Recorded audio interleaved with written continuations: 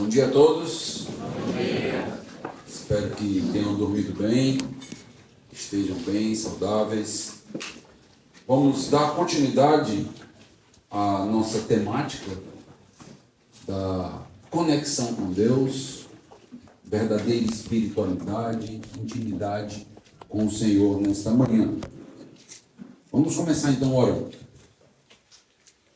Deus amado, Deus Todo-Poderoso, somos gratos por esse local que o Senhor nos proporcionou. Um local agradável, que expressa para nós beleza, nos lembra que o Senhor é o Criador e a fonte de toda estética. Nós te louvamos pelo prazer de juntos podermos refletir na tua palavra, termos um bálsamo para a nossa alma, com as brincadeiras, com os momentos de entretenimento, com relacionamentos.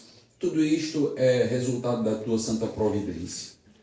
Que o Senhor, ó Deus, seja glorificado nesse tempo, nesse momento, nos dando a concentração, a reverência que precisamos, e nos fazendo, ó Deus, refletir, ponderar em tudo aquilo que nós vamos ouvir. Que seja enriquecedor, edificante e que, acima de tudo, glorifique o teu nome. Em nome de Jesus. Amém. Amém. Então, ontem à noite nós vimos o aspecto mais fundamental, e por que não dizer o elemento mais importante, quando tratamos a respeito de conexão com Deus, de intimidade com o Senhor. Vimos que tudo começa na salvação, tudo começa na justificação. Sem entendermos a cruz de Cristo, sem nos arrepender de nossos pecados, reconhecendo o estado que nascemos, então não é possível uma verdadeira conexão com Deus. É possível estarmos vivendo religiosidades vazias. Então, a natureza pecaminosa e seus hábitos nos levam à adoração, à idolatria. Nós vimos ontem em Romanos 1 que aqueles que estão pervertendo a verdade de Deus, eles também adoram. Eles também levantam imagens, ídolos. Eles criam seus próprios deuses. Ou seja, não significa que por estar adorando, por ter algum senso de religiosidade em minha vida, eu de fato sou crente. Eu de fato sou um cristão. Eu de fato estou conectado com Deus. A verdadeira conexão com Deus é com o verdadeiro Deus, através apenas de Jesus Cristo. Então isso é muito importante de dar o ponto de partida como nós fizemos ontem. Nós somos habilitados a partir da justificação, como eu mostrei, para termos uma vida completamente diferente. É por isso que, por várias vezes, o apóstolo Paulo vai dizer que nós somos uma nova criatura, nós temos uma nova mente, nós temos um novo coração, temos um novo cântico em nossos lábios, porque aconteceu algo que nos mudou completamente, nos transformou. E eu vou falar um pouco sobre isso hoje pela manhã. Então é uma consequência. A consequência da salvação e da justificação é uma mudança radical, uma transformação tão grande que a Bíblia chama de regeneração, de novo nascimento. Então, nesse sentido, nós passamos agora a ter uma nova vida a partir daquilo que aconteceu, com novos amores, com novos padrões, novos valores. Tudo isso começa a brotar em nós a partir da obra do Espírito. Passamos, por exemplo, a ver o nosso corpo, como vimos ontem em Romanos, no final do capítulo 11 e início do capítulo 12, de uma forma que agrada a Deus, como um sacrifício vivo, santo e agradável a Deus, que é o nosso culto. Passamos a usar a mente da maneira correta. A mente é usada para a santidade agora, e não para a deturpação. Quando é dito que este é o nosso culto racional, isso significa que a partir de agora a nossa mente funciona da maneira correta. Isso é interessante, porque quem está fora do cristianismo acaba acusando normalmente aqueles que são seguidores de Jesus Cristo, de terem passado por uma lavagem cerebral e de não pensarem muito bem, de serem cegos para aquilo que os cerca. E o que acontece na verdade é que com a conversão nós somos conectados com nós mesmos. Há uma mudança de mentalidade, os nossos olhos são abertos e nós começamos a fazer uma leitura do mundo, ter uma cosmovisão diferente a partir da cosmovisão. Nesse sentido, a regeneração gera essa cosmovisão, essa maneira de pensar e que vai fazer com que a nossa ética mude, vai fazer então com que as coisas comecem a acontecer de uma outra maneira. Passamos a nos relacionar de uma maneira bíblica com as autoridades. Nós vimos isso ontem. Ah, pastor, eu tenho dificuldade enorme com esse negócio de política. Esse ano é ano de eleição, e toda vida que é ano de eleição, que fala aí desses políticos, isso começa a pesar no meu coração, eu começo a desrespeitar tudo e todos. Você é crente? Porque se você é crente, você só tem uma opção: respeitar Romanos 13. Tem outra opção. Você não pode fazer do seu jeito. Antes nós vivíamos de acordo com a vontade da carne e dos pensamentos, mas éramos filhos da... Pois é. Agora, as coisas mudam. O nosso coração foi pacificado. Então, o coração de um crente é pacificado até para lidar com política. E olha que política é complexo, mano. Pois é, mas até para lidar com os espectros políticos, direita, esquerda e coisas desse tipo, o nosso coração é diferente. Nós não fazemos como um descrente faz. Nós não dizemos assim: ah, rapaz, eu quero que todo mundo morra mesmo. Pronto, eu lembro de um crente há um tempo atrás falando sobre os presídios, e ele dizendo: rapaz, eu queria que descesse um raio e matasse todos os presídios. Pronto, a minha vontade era essa, acabar logo com tudo isso. Eu disse: não esqueça que a maioria dos apóstolos foram presos políticos. E que existem pessoas que estão presas inocentes. Existem pessoas que não são inocentes, mas vão se converter ali também. Então a gente tem que ter cuidado, às vezes, com o tanto radicalismo. O radicalismo não é o resultado de um novo coração. Então a gente trata o pecado da maneira que deve ser tratada, e a gente tem no coração graça e misericórdia que recebemos para lidar com os outros. Então acontece um equilíbrio na nossa alma, como nós estamos percebendo, até para pagar impostos. Então tudo isso acontece. Ninguém paga imposto porque gosta. Nós pagamos porque é necessário, porque é um dever, e ao mesmo tempo porque a Bíblia diz que nós devemos pagar, porque o próprio Jesus pagou imposto. Então, se você é um sonegador, então você pensa assim: quando eu começar a ganhar dinheiro eu vou sonegar. Você não está nas mesmas pisadas de Jesus. Jesus pagou o dele e o de Pedro. Vamos pagar o imposto a César. Dá a César? Pronto. Vai lá e resolve o que tem que ser resolvido. Ninguém está dizendo que é agradável. Ninguém está dizendo que é bom. Nós estamos dizendo que é bíblico. É diferente. E agora você já começa a perceber que nem sempre o que é bíblico traz bem-estar para nós. E é importante você perceber isso. Por quê? Porque eu quero confrontar um pouco desses dois aspectos. Aquilo que eu sinto, aquilo que eu experimento, um certo bem-estar com aquilo que a Bíblia diz que eu devo fazer, com aquilo que a Bíblia diz que é uma ordem, aquilo que a Bíblia diz que é uma obrigação. Certamente não é prazeroso tomar a cruz, negar a si mesmo e seguir a Jesus. A caminho da morte, a caminho do Gólgota, isso nunca vai ser prazeroso para nós. Então, mas é de fato o caminho da cruz. Foi o caminho de Jesus e o caminho pelo qual nós somos chamados também a trilhar. Eu também trabalhei ontem que o sentido de conectados com Deus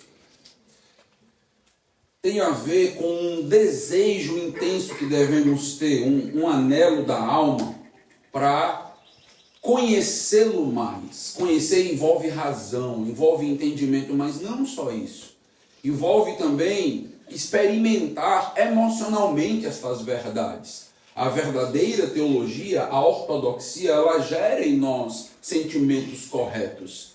E esses sentimentos nos impulsionam para práticas corretas. Então, estar conectado com Deus, conhecer mais a Deus, estar cada vez mais íntimo com Deus, é uma meta de vida para todos nós. Hoje pela manhã eu quero aprofundar um pouquinho esta ideia de intimidade com Deus. Eu tenho percebido ao longo desses anos de pastorado, em aconselhamentos, um certo equívoco a respeito da verdadeira espiritualidade, a respeito de quem eu sou em Cristo, daquilo que a Bíblia diz que eu sou em Cristo, daquilo que eu sinto que eu sou, daquilo que eu sinto que estou passando e coisas desse tipo. É curioso, porque o que nós estamos experimentando nesta crise de ser e sentir ser é uma crise histórica que foi muito combatida nos séculos 16 a 18 no período puritano. Então, os puritanos, um grupo teológico muito comprometido com a santidade, muito voltado então para uma vida onde em todas as áreas eu precisaria evidenciar Cristo na família, no trabalho, coisas desse tipo. Eles trabalharam bastante esse aspecto do o que eu sou e aquilo que eu sinto. Inclusive, vem daí e está nas confissões a ideia de fé, a certeza de fé. Uma coisa é a fé, outra coisa é um sentimento emocional da certeza de fé. E eles desenvolveram e trabalharam esse conceito, que é um conceito bem libertador. A primeira vez que eu conheci e me deparei com eles, eu entendi que muitas das nossas certezas, elas estão envoltas naquilo que nós experimentamos, estão envoltas naquilo que nós conhecemos, na nossa maturidade e coisas desse tipo. Então, é um erro confundir fé com certeza de fé, mas esse é um aspecto para ser desenvolvido mais à frente. Mas eles trabalharam isso. Então, dependendo das influências e das experiências teológicas em nossas vidas, o conceito de proximidade, o conceito de intimidade, de relacionamento com Deus pode variar bastante até entre nós. Vários que fazem parte das nossas igrejas estão chegando a partir de igrejas pentecostais, neopentecostais, ou têm contatos bem diretos com pessoas que têm essa teologia pentecostal e neopentecostal. Vamos fazer aqui uma experiência rápida, né? Quem hoje é batista regular, que veio de uma igreja pentecostal, levanta aí sua mão. Ok. Temos um grupo aqui, não é um grupo tão grande, mas temos. Quem hoje é batista regular e tem amigos pentecostais. Aleluia, né? Então, o que é que acontece? Amizades influenciam diretamente a nossa maneira de pensar, sentir. A gente troca experiências, troca ideias. E é importante saber que o nosso propósito aqui não é condenar pentecostais, até porque vocês têm tantos amigos pentecostais. O nosso propósito não é condená-los, mas o nosso propósito é refletir a respeito de alguns conceitos, de algumas ideias que acabam sendo diferentes dependendo da perspectiva teológica. Intimidade com Deus, essa ideia de relacionamento com Deus, no meio pentecostal e no meio neopentecostal, está muito mais atrelado a experiências, a emocionalismo e a um misticismo no culto e na vida privada. Então, quando nós falamos de ter mais intimidade com Deus, é bem comum falar em sentir Deus, experimentar Deus e coisas desse tipo. Essa é uma linguagem muito comum no meio pentecostal. Inclusive, vou só abrir aqui um parênteses porque é importante. Alguns cânticos que a gente entoa nas nossas igrejas, eles estão carregados de conceitos pentecostais ou neopentecostais, ou práticas pentecostais e neopentecostais. Nós já estamos tão acostumados com isso que nem percebemos. Por exemplo, vamos levantar as nossas mãos. Aí a gente canta isso e ninguém levanta a mão. Por quê? Vocês cantaram hoje, vamos levantar a nossa mão em adoração a Deus. Por que ninguém levantou? Pastor, porque nós não somos pentecostais, pois não cante. não posso cantar uma coisa que eu não posso viver, que eu não posso professar. Só que isso entrou pelas músicas há muito tempo. Alguns conceitos, algumas ideias, alguns sentimentos, algumas práticas, algumas maneiras de perceber Deus, algumas maneiras de sentir Deus, entrou e a gente não percebeu. Mas isso acaba fazendo com que haja uma desconexão entre aquilo que a gente acredita, aquilo que a gente sente e aquilo que a gente faz. Tanto em âmbito litúrgico, como é o caso do culto, como em âmbito individual e práticas individuais. Então, se me arrepiou, se deu um certo calafrio, se eu me senti estranho, se eu tive vontade de cantar com os olhos fechados, com expressão emocional, então é espiritual. Então é de Deus. Então essas pessoas estão conectadas com Deus. Nem sempre. Nós temos quase que um gatilho automático advindo destas influências pentecostais e neopentecostais. Estar conectado com Deus é sentir, perceber Deus, experimentar do sobrenatural. Nós não falamos às vezes isso, mas nós temos lá no fundinho um desejo disso. E isso acaba sendo alimentado e aumentado muito por causa dessa influência que existe da teologia pentecostal, que nós entendemos que é uma teologia equivocada do livro de Atos. A partir do capítulo 2 e toda a base de Atos, daí vem pentecostalismo, e nós entendemos que o Pentecostes ele foi restrito ao primeiro século.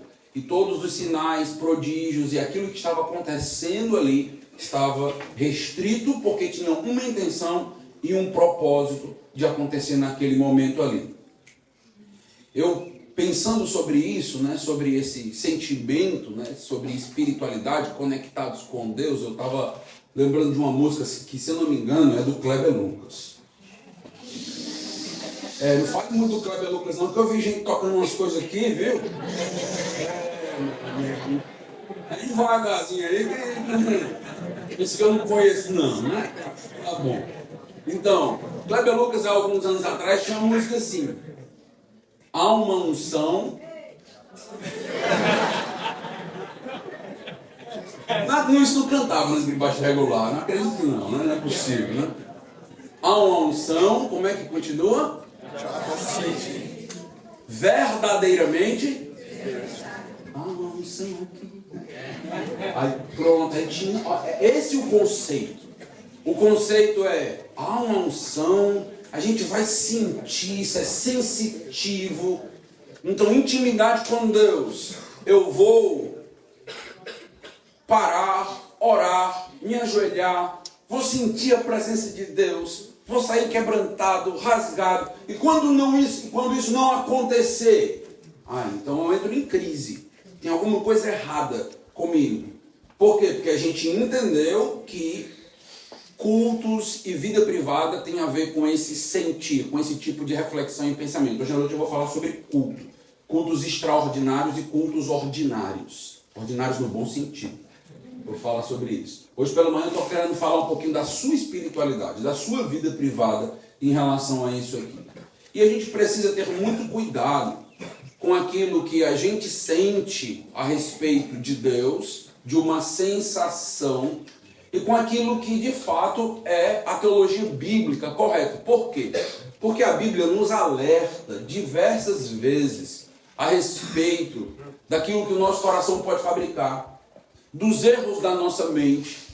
Quantas e quantas seitas se iniciaram por buscas místicas, por contatos com anjos, por certas experiências com Deus, e daí seitas inteiras montaram sua base teológica e assim por diante. Nós temos que ter cuidado com esse tipo de apelo ou aspecto. Isso não significa que o nosso coração não é importante, que os nossos sentimentos e emoções não são importantes, porque a gente pode cair no outro erro, de matar completamente as emoções, dizer tudo é racional, tudo é muito métrico, só pode cantar hinos, porque hino não apela às emoções e coisas desse tipo, e não é isso que eu estou dizendo aqui.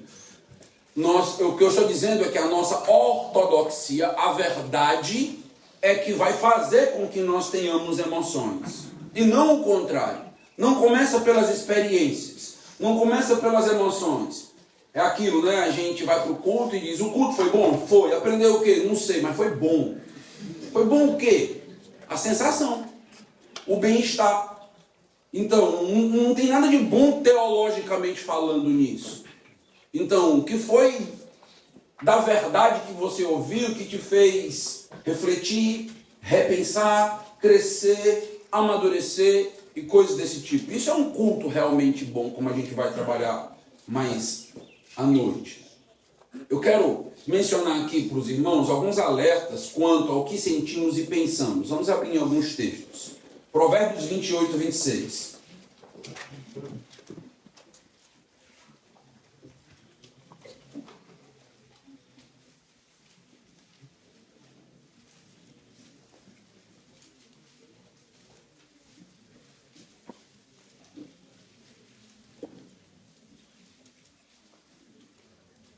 Provérbios 28, 26.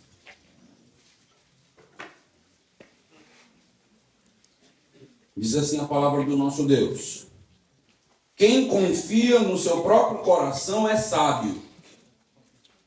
Está assim na sua Bíblia? É tolo. Mas o que anda em sabedoria será salvo. Então ele faz um contraste entre o tolo, está desperdiçando sua vida, que está a caminho da morte. O livro de Provérbios vai várias vezes usar essa figura. O caminho da mulher adúltera, o caminho da mulher estrangeira, o caminho da imoralidade leva à morte. Então ele está basicamente fazendo um contraste. Aquele que se deixa levar pelos seus desejos, pela sua sensação de prazer, a sua sensação de bem-estar, está caminhando para a morte. É tolo, é insensato. Então, o sábio é salvo pela sabedoria. Sabedoria no livro de Provérbios é justamente o entendimento das verdades de Deus. Então, o sábio é aquele que teme a Deus. Então, nesse sentido, ele já nos faz um contraste muito rico e importante. Se nós queremos ser sábios, nós temos que ter cuidado com a tolice do nosso coração, com as sensações, com as experiências, com aquilo que eu estou sentindo a respeito de Deus, e não naquilo que a Bíblia me fala que de fato deve ser o meu pensamento sobre Deus. Um texto talvez bem mais conhecido é Jeremias capítulo 17. Jeremias capítulo 17.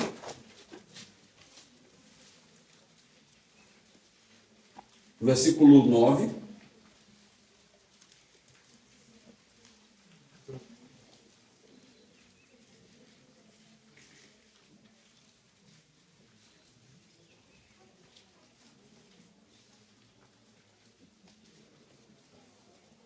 Enganoso é o coração, mais do que todas as coisas, e desesperadamente corrupto. Quem poderá compreendê-lo, entendê-lo? Entende o alerta que nós temos aqui? Nós temos algo dentro de nós que lança armadilhas o tempo todo diante da nossa visão. Nós temos dentro de nós o nosso maior inimigo. Quem nos engana, quem deturpa a nossa visão, quem macula as nossas ideias. É o nosso coração que faz, por exemplo, que a gente esteja pecando e busque versículos bíblicos para justificar o nosso. Já viram isso acontecer alguma vez? Pois eu, como pastor, já vi. E não foi só uma, não. Foram várias. Você vai fazer uma confrontação sobre pecado, e aí alguém aqui do outro lado vem com toda uma base bíblica teológica para justificar um ato claramente pecaminoso. O que é isso? O coração está te levando não para uma conexão com Deus, não para a piedade, não para a intimidade. Ele está te enganando. Você não pode estar pecando contra Deus e estar acreditando que está vivendo uma piedade, está vivendo uma verdadeira espiritualidade, mas o nosso coração faz isso conosco. O outro lado do espectro é que às vezes nós estamos fazendo aquilo que a Bíblia diz, vivendo aquilo que a palavra de Deus diz para nós, estamos lendo nossa Bíblia, estamos servindo a Deus, estamos tendo uma vida séria de oração, estamos lutando contra as tentações, mas nós não nos sentimos espirituais e piedosos. E aí o nosso coração mais uma vez nos engana. E ele está faltando alguma coisa. Está faltando uma certa espiritualidade. Está faltando algo místico em nós. Porque não é possível que seja só isso. É aquela mesma base da salvação, né? A salvação pela graça. E alguns perguntam, sim, mas eu preciso fazer o quê? Não é graça. Se é graça, você não precisa fazer nada. Foi Jesus Cristo que morreu para te salvar. Não, mas tem que ter mais alguma coisa. O nosso coração faz isso com a gente também. A gente está vivendo uma vida de piedade com Deus, mas não nos sentimos íntimos. Não nos sentimos piedosos. E nós temos que ter cuidado com os dois lados, porque os dois lados são enganosos. O lado de você estar no mundanismo e se sentir um bom crente. Um crente piedoso. Ontem eu falei, por exemplo, em Romanos 1, sobre obediência aos pais. Um crente que está na igreja, que serve na igreja, mas quando chega em casa é arrogante com os pais, não honra seus pais, não reconhece como autoridade e dar a devida honra, não é piedoso. Tem uma fachada de piedade. Biblicamente falando, não é piedoso. Mas pastor, eu venho aqui, toque e feche os olhos. E continue. E eu tenho uma sensação de proximidade com Deus. Quem disse se você está próximo de Deus ou não é Ele. É a Bíblia. Não é a sua sensação. É Deus quem diz. E Ele nos dá os direcionamentos bíblicos, práticos, para que isso aconteça. Vai para um texto de Provérbios. Aí volta um pouquinho novamente. Provérbios 3.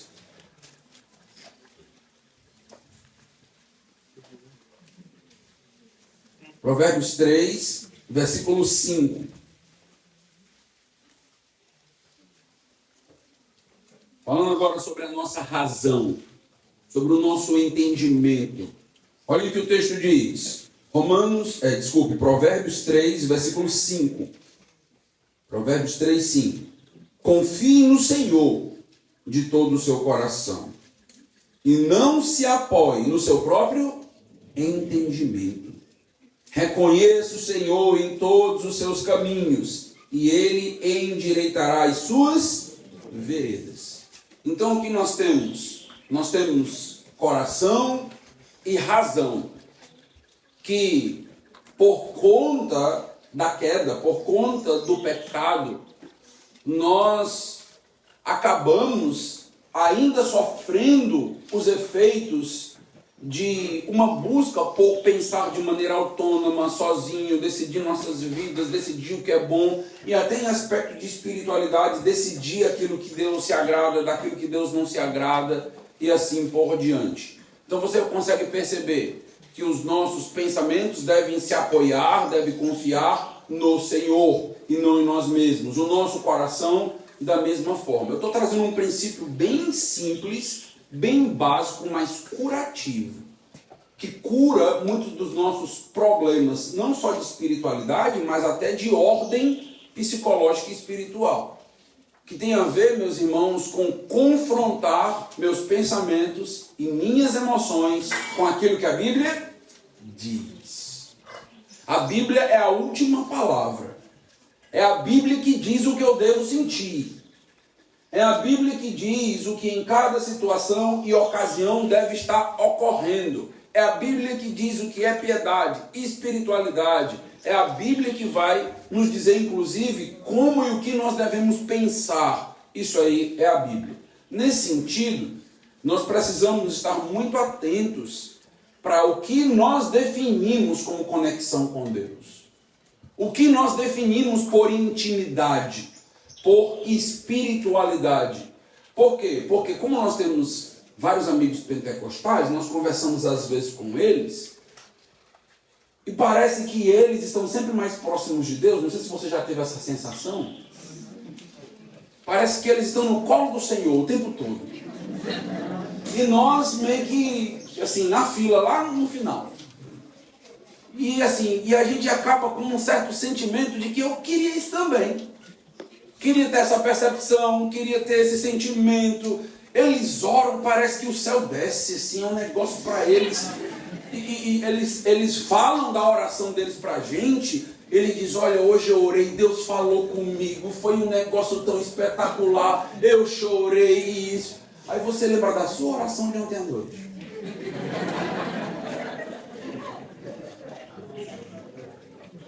Mas tem alguma coisa errada com essa espiritualidade. Aí a gente começa a entrar num problema. Porque a gente começa a comparar e parece um negócio muito frio. A gente olha e diz, rapaz, não está faltando. Está faltando um fogo aqui, né? O problema é que com Nadab e Abiú era fogo estranho, né? Cuidado. Mas é como se tivesse assim, falta um miraculoso, né? Cadê o seu milagre? Falta um relacionamento com Deus. E isso está numa ansiedade que nós temos no coração quando a gente fala de verdadeira espiritualidade. E a gente tem que ter cuidado com isso. Eu quero ir com vocês agora para o livro de Romanos, para a gente poder ver o que é que a Bíblia nos fala a respeito de quem nós somos, do que aconteceu conosco, para que a gente não duvide da nossa espiritualidade. E você entenda de fato o que é a espiritualidade à luz da Bíblia. Então vai para Romanos, capítulo 6.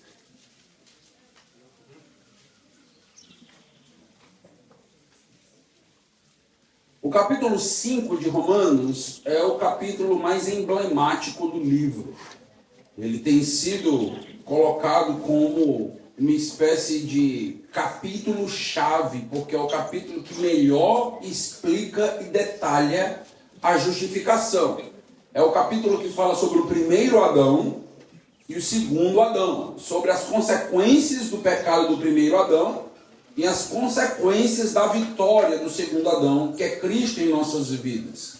O texto vai falar no capítulo 5 que a partir de Adão entrou o pecado no mundo, todos nós pecamos, e que esse pecado se multiplicou, se elevou. Mas o capítulo 5, ele é um triunfo sobre a graça. Ele é um triunfo para o segundo Adão. Ele é um triunfo para aquilo que Jesus Cristo conquistou na cruz. Porque se os pecados abundaram, superabundou a graça. Muito maior é a graça. Porque com tantos pecados assim, nós olhamos para a cruz e percebemos a grandeza do sacrifício dele. Esse é o capítulo 5. Então é um capítulo de tributo a Jesus dentro desta metanarrativa histórica do primeiro Adão sendo ligado agora ao segundo Adão, o primeiro trazendo condenação, o segundo trazendo salvação. Dentro disso, Paulo chegou a uma conclusão. Qual? Nós podemos pensar sobre salvação acreditando que se eu já fui salvo e se foi esta graça de Jesus Cristo na minha vida, então agora não importa mais a maneira que eu viva, não importa a santidade. Eu já estou conectado, como nós estudamos ontem. Eu já estou em Cristo, então a partir de agora eu não preciso mais pensar em mais nada e posso viver de qualquer forma e de qualquer jeito. Hoje a leitura que nós fizemos de Gálatas 5 fala sobre esta vida de libertinagem, que não é a verdadeira liberdade em Cristo. Olha aí Romanos 6:1. Que diremos então? Continuaremos no pecado para que a graça aumente ainda mais? De modo nenhum. Como viveremos ainda no pecado? Nós que já morremos para ele. Ou será que vocês ignoram que todos nós que fomos batizados em Cristo Jesus, fomos batizados na sua morte?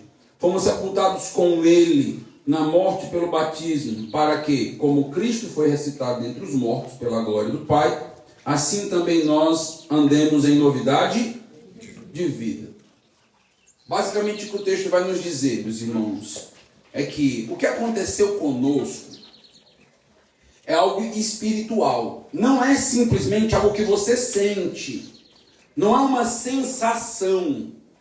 O que aconteceu na sua vida foi que você morreu com Cristo e ressuscitou com Ele para uma nova vida. Nós somos uma nova criatura. Por isso que o livro de Gálatas vai dizer: agora, pois, já não vivo eu, mas Cristo vive em mim. Aconteceu algo tão grande que eu não sou mais eu. Que eu sou essa nova criatura, eu sou essa transformação que aconteceu. É isto que acontece na salvação. O que acontece na salvação não é um mero bem-estar. O que acontece na salvação é uma transformação que a gente nem consegue explicar. A gente, às vezes, tenta em testemunho descrever isso. Diz: conta para mim o teu testemunho. A gente tenta descrever. Só que a gente nem consegue totalmente descrever, porque foi algo tão grandioso, tão profundo. É uma identificação com Cristo num nível tal que na teologia isso é chamado de união mística com Jesus.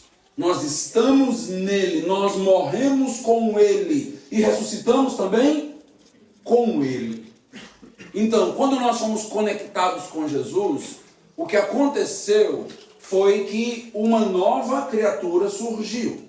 Você surgiu. Isso não tem tanto a ver com bem-estar. Isso tem muito mais a ver com o aspecto moral, justificador, de justiça. Em outras palavras, a ideia é a seguinte: como é que eu sei que estou conectado com Jesus? Como é que eu sei que eu morri com Ele e ressuscitei para Ele? É uma experiência? É uma sensação? É um bem-estar? É não. É o quê? É não viver mais na prática do pecado, porque você morreu para Ele. Em outras palavras, o que caracteriza em você uma conexão com Deus é a sua seriedade na vida de santidade. É que o pecado dói na sua alma, a ponto de você se entristecer com Ele e não querer mais viver na velha vida, se revolvendo na mesma velha e suja lama. A partir de Jesus Cristo, você entende que precisa ter uma novidade de vida. E foi isso que aconteceu. Então, veja o versículo 5. Se fomos unidos com Ele na semelhança da sua morte, certamente o seremos também na semelhança da sua ressurreição. Este é um capítulo também de garantia de fé. Este capítulo diz: se você realmente morreu com Cristo, você um dia vai ressuscitar com Ele. É uma certeza de salvação. A partir do capítulo 5, começa uma certeza de salvação ser trabalhada pelo apóstolo Paulo, que vai desembocar lá no capítulo 8, com um texto belíssimo e riquíssimo. Então ele diz: aquilo que aconteceu conosco, toda aquela transformação, gera vida de santidade, gera em nós uma vida moral diferente, novo pensamento, novos sentimentos, novas práticas, e é isto que caracteriza a conexão com Deus. Eu quero saber, pastor, se eu sou uma pessoa conectada com Deus, piedosa, você leva o pecado a sério? Você tem vivido de acordo com a palavra de Deus? Eu não estou dizendo que você não peca. Essa doutrina, ela foi desenvolvida, inclusive, por pentecostais mais à frente. Você tem um aluno de John Wesley chamado Joseph Fletcher, que ele desenvolveu a perfeição da alma na santidade, que a gente chega num ponto que a gente não peca mais nessa vida. E isso chegou no Brasil através da Assembleia de Deus em Belém, onde você recebia a segunda bênção, e quando você era batizado pela segunda vez com o batismo do Espírito Santo, você não pecava mais. Pois é. Para a gente poder entender e perceber o que está por trás de pensamentos teológicos pentecostais e neopentecostais que a gente não imagina. Isso não é real. Nós iremos pecar. 1 João capítulo 2, versículo 1, inclusive nos diz: filhinhos meus, essas coisas vos escrevo para que não pequeis. Se todavia alguém pecar, temos advogado junto ao Pai. Esse se todavia é uma certeza. Você vai pecar. Você vai precisar do advogado junto ao Pai para justificar a sua própria vida. Você vai precisar lembrar que não são os teus méritos. Então, nesse sentido, o que traz para nós uma garantia, uma certeza, é essa mudança de vida. Estou conectado com Deus? A resposta básica é: você está vivendo aquilo que a Bíblia diz? Você de fato está, não meramente no sentido de ter uma sensação ou experiência, mas de se sacrificar para ter essa vida de justiça, para dar o testemunho, para ser Cristo visto nesse mundo. Olha como Hebreus vai caracterizar a nossa luta contra o pecado. Vai para Hebreus capítulo 12.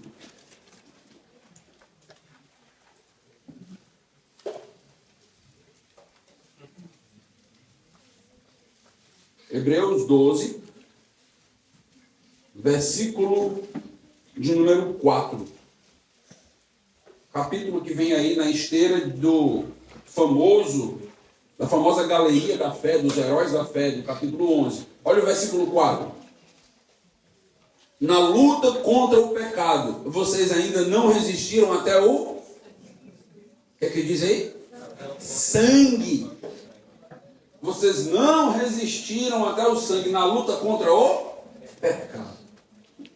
Esta é a nossa grande luta, esta é a nossa grande guerra. Quando nós falamos de vida íntima com Deus, piedosa, espiritual, conectada com Deus, essa é a nossa grande batalha. A nossa grande batalha está no nosso coração. Acreditar que a nossa espiritualidade se demarca por esses elementos meramente externos é ter uma teologia fraca, frágil e superficial. O que de fato demarca a minha vida é a minha luta todos os dias. Ao acordar, ao dormir, é o controle do meu egoísmo, é o controle da minha sexualidade, é o controle do meu domínio próprio, ao lidar com os vários âmbitos, ao ter um namoro, e a gente vai tratar um pouco mais sobre isso à frente, e ter domínio próprio no namoro, indo e sabendo seus limites. Isso demarca que você é crente espiritual, conectado com Deus, no uso que você faz da internet, equilibrado, com domínio próprio. E a nossa vida, meus irmãos, vai entrando inteira no eixo a partir do que aconteceu na minha vida e a partir desta obra do Espírito Santo em nós. O que demarca a nossa vida é caráter. Caráter transformado. Se você lembra do Espírito Santo, normalmente ele é enfatizado em muitos âmbitos de igreja apenas pelos dons sobrenaturais, miraculosos. Sim, a Bíblia trata sobre isso. Não é o caso aqui de desenvolver esse aspecto agora, mas a Bíblia trata. Só que antes disso, você percebe que a grande ênfase do Espírito é caráter. Você lembra do fruto do Espírito? O fruto do Espírito, ele contrasta com as obras da carne. E o fruto do Espírito? Amor, alegria, paz, longanimidade, benignidade, bondade, fidelidade, mansidão. Tudo caráter. Tudo caráter. Pastor, eu sou uma pessoa que não sou alegre, sou terrível, rabugenta, amarga, limão.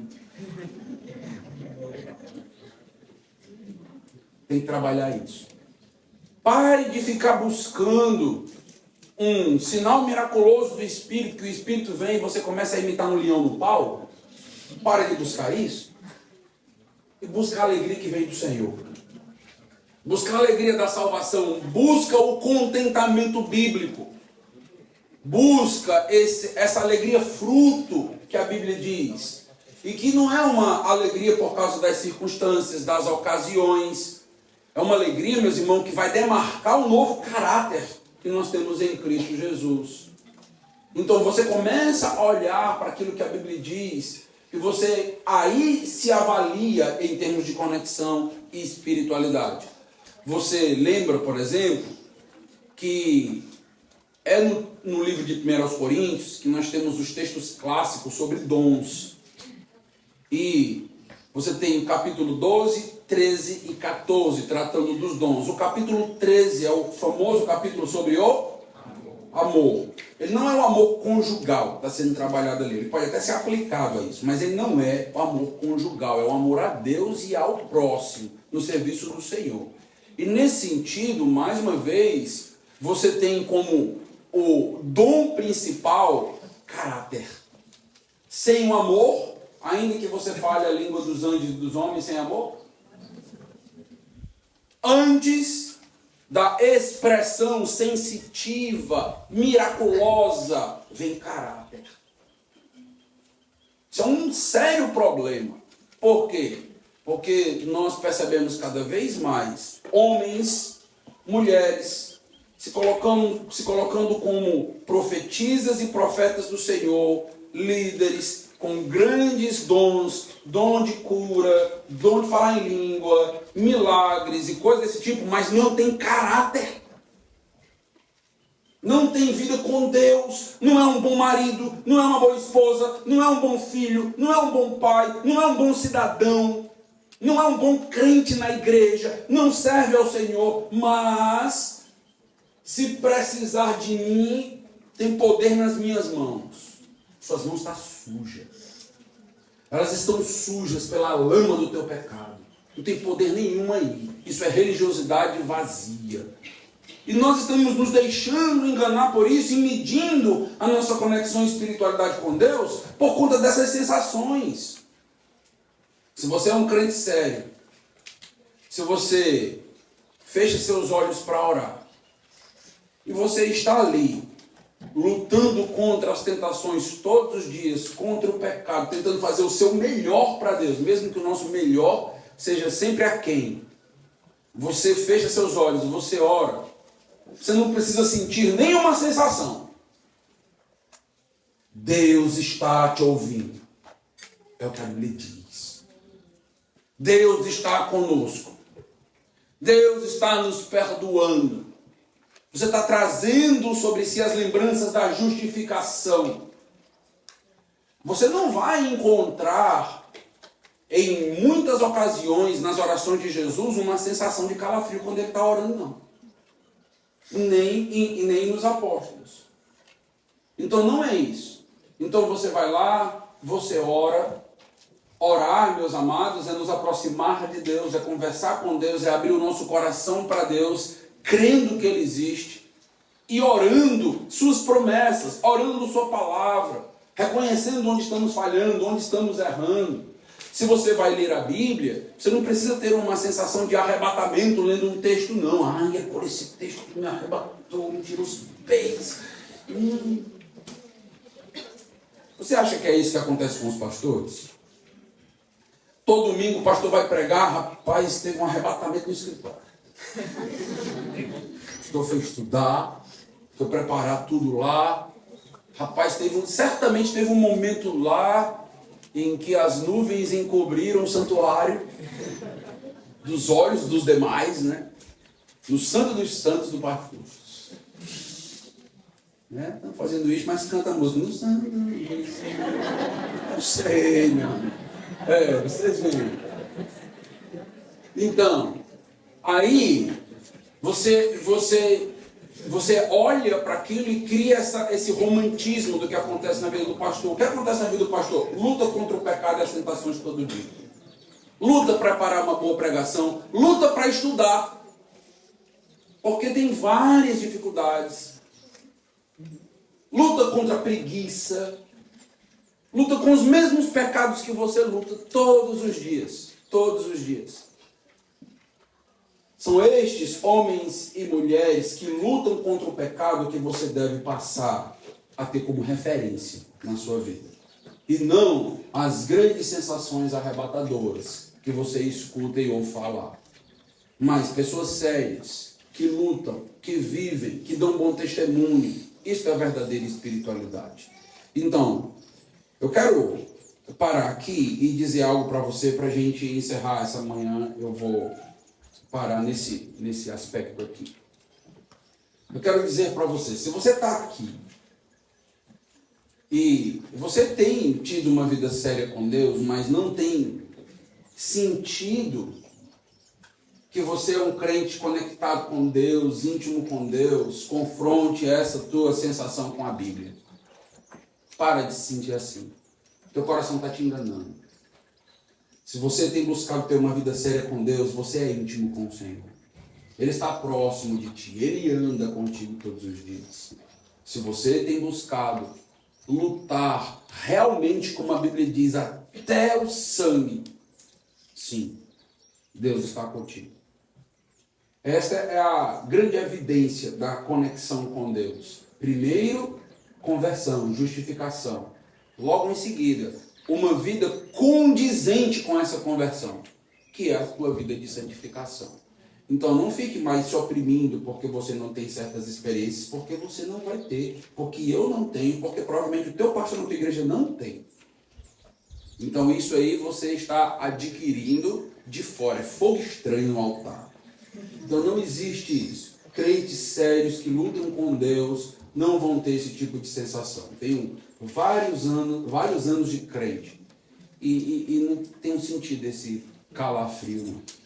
Quando eu estou com calafrio é porque eu estou com virose. Vamos orar.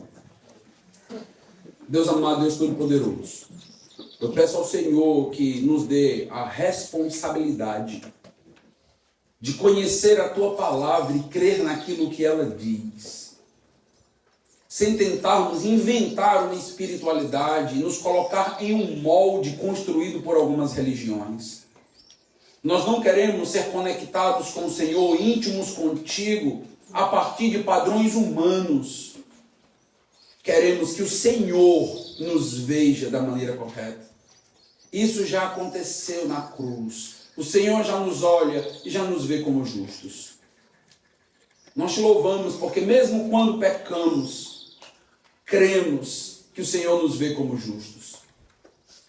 E também nós aprendemos que morremos com o Senhor Jesus Cristo, ressuscitamos contigo e ressuscitaremos também. Nesse sentido, teremos uma vida responsável, lutaremos contra as tentações.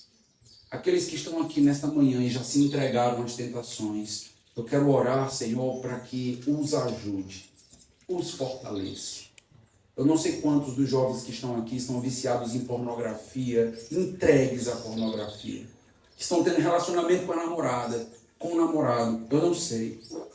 Eu não sei quantos estão aqui, Senhor, desobedecendo aos pais, sendo péssimos alunos na escola, dando um péssimo testemunho para os professores, orgulhosos, arrogantes. Mas eu peço, nesse momento, que o Teu Espírito Santo traga quebrantamento sobre nós, porque isto é verdadeira espiritualidade, caráter aprovado. Ó Deus, nos faz como o Senhor, santo como o Senhor é, com caráter aprovado. Ó Deus, nos dá o arrependimento que precisamos, porque é necessário para esta vida espiritual. Não queremos meras sensações. Queremos, ó Deus, aquilo que a Tua Bíblia nos oferece. Confissão de pecados, arrependimento e força diária para lutar contra nós mesmos. Senhor, nos livra do nosso coração. Não deixa que o nosso coração nos engane. As experiências de outros nos encante. Que nós possamos, ó Deus, lembrar que o nosso coração, nossa mente, produz armadilhas para nós. Que possamos crer que se estamos vivendo de acordo com a Tua Palavra, um dia ouviremos do Senhor, servos bons e fiéis. Amém. Que o Senhor seja glorificado em nome de Jesus. Amém. Amém. Deus abençoe.